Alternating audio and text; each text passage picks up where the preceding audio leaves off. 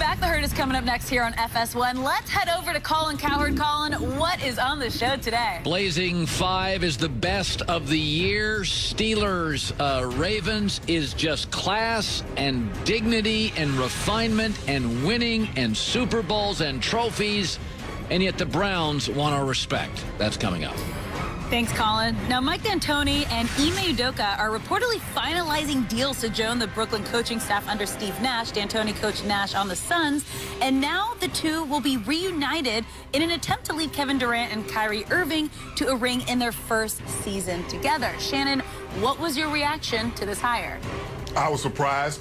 I think Mike D'Antoni opted out thinking that these jobs were going to be available, and none of the jobs that he thought he was going to land is there, Skip. You don't opt out to become an assistant. You opt out to think you're going to get another head coaching job. Udoka, I understand that because Brett Brown was let go in Philly, and so he was without a job. He was on Pop's staff for 6-7 years, and so I get that move. But Mike D'Antoni signed on to Steve Nash's staff because the head coaching vacancies that he thought he might be in line for, they never materialized. Shannon, your Lakers are even in more trouble because here comes D'Antoni and Nash recreating their 7 seconds or less Phoenix offense with Kyrie in the middle and KD as the Amari Stoudemire. They will be unstoppable. They're going to win the Eastern Conference, and if you're lucky, you'll get to the finals. But now that Rondo appears to be going to the Clippers, you're sunk. Skip, what? Hold on. I thought you told me there was no D.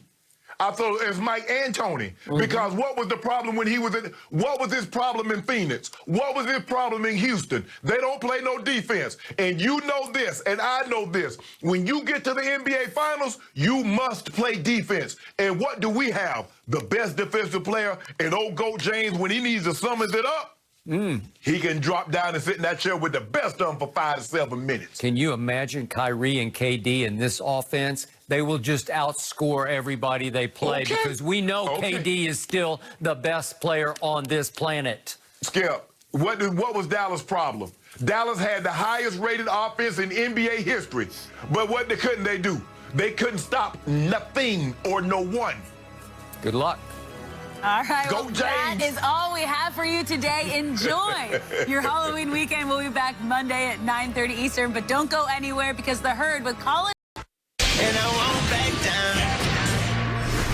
Lamar Jackson has had an MVP award on his resume, but he's been less than stellar in big games so far. He's already had 2 forgettable playoff appearances, in addition to falling way short in his matchup with Patrick Mahomes earlier this year. Now he finds himself as a 4.5-point favorite against the undefeated Steelers, according to Fox Bet. So, Skip, how much pressure is on Lamar this Sunday? A whole lot.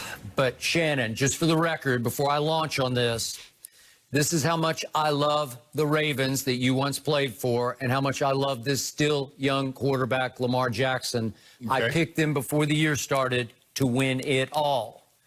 But this is a big game for Lamar, in large part because he hasn't played great in big games.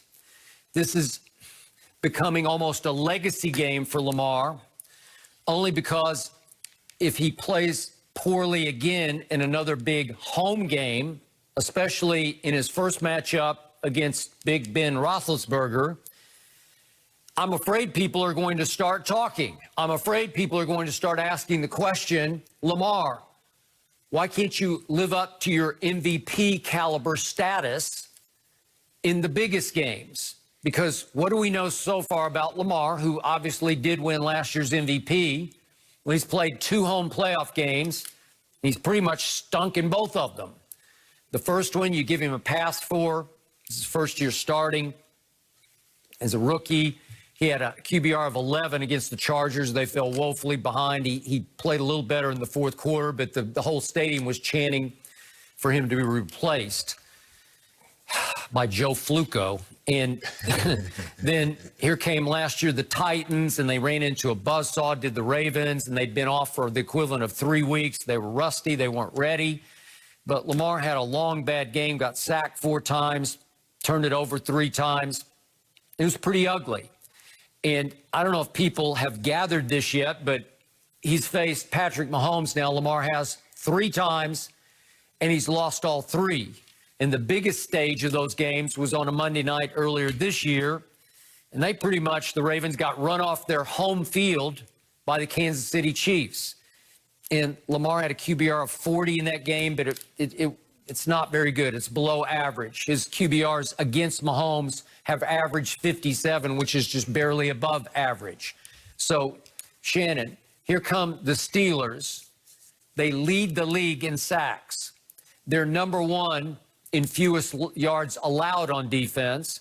And meanwhile, the Baltimore defense is ranked number 1 in fewest points allowed. So you have 2 really good defenses, really good. You have an arch rivalry, as you know better than anyone. Yeah. And Lamar, you're going to have to make some plays because Ben's got 3 receivers, really 4, and this Chase Claypool's turning into a star for him. Obviously, Juju Smith-Schuster, James Washington. They got firepower. Big Ben will turn it over. But Lamar is just, their passing game is struggling so much they've fallen to 31st in passing yard. 31st? Yeah. And it got so bad this week, Shannon, as you well know, they had to reach for blast from the past. Our man Des Bryant is now on the practice squad just in case they can get him ready and need to elevate him to give them some semblance of firepower in their receiving core. So, boy, it's another tough spot. We just talked about Tua being in one. But Lamar better rise and shine. He's going to have to make some plays, legs, arm, however he makes them, to win this game, or people are going to talk. Skip, you're right. And the thing is about people asking the questions whether or not Lamar can win the big games. As long as Lamar doesn't start to ask those questions of himself, can he win the big game, he'll be just fine. Skip, if you remember the first time that he faced Mahomes, they actually should have won the game. Yeah, Mahomes had to complete a 4th and 10, and he threw it 30, 40 yards down the field to Tyreek on 4th and 10, and he completed a touchdown on 4th and 3. So it took 2 4th downs in order for Mahomes to win. That was really the only game that he should have beaten Mahomes. But you're absolutely right. And the thing is that Lamar is going to have to win this game by throwing the football, Skip. And teams are what they're doing, what we're starting to see, Skip, is that, we are not going to let you run, Lamar. And he's going to get some yardage. But in order to be successful long-term and to win games like this, he's going to have to throw it. And the Steelers do an unbelievable job of stopping the run. Now, we saw what they did against Derrick Henry. It's a little different with the quarterback, and they have 3 running backs. Dobbins, they have Ingram. They have the other, I forget the other guy's name, that can run the football. But Lamar is averaging like 180 yards passing. And as you mentioned, they had to reach out to get Dez to bring him on the practice squad. That's not enough. You don't win championships in the 2000s throwing for 180 yards a game. The game is set up for you to pass it. Now, he offers a very unique dynamic because of his legs are so dynamic, Skip. But what we've seen is that when teams take that away, can he throw you to victory? And that's what the Steelers are going to, I believe, force him to do. If it's me and I see a guy that's mobile, I'm going to blitz him. Because, Skip, I need him to make decisions quick. I don't want him to run around and scramble and have guys do schoolyard drills where they uncover and all this other stuff. I need you to make rapid decisions just like this. And they have the guys that can do it. T.J. Watt, Bud Dupree. They have Cam Hayward. They have guys that can get after Lamar. So it's going to be a textbook, old school Steelers-Ravens matchup. The thing that the Ravens can do that very few teams can do, they got 3 number 1 corners across the board. Jimmy Smith, Marlon Humphrey, and Peters. Now, Peters doesn't like to press, but you're going to probably need to press, Skip, because Ben has the quickest release, getting the ball out of his hands, getting it into his receiver's hands, and letting them run after the... They need to stop some, just make him hold it just a little bit. They just got Ngakoue. Calais Campbell starting to pick it up. Go with Matthew Judon. So now this is the way to get Big Ben off of his spot. So I'm expecting a classic Ravens-Steelers matchup, but I took the Ravens in this matchup. Likewise, I did. Now back to Lamar. Shannon, as we've discussed with Cam Newton, 2015, you don't win an MVP in the National Football League by accident. You can't fluke your way into it. The season's too long. It's too hard.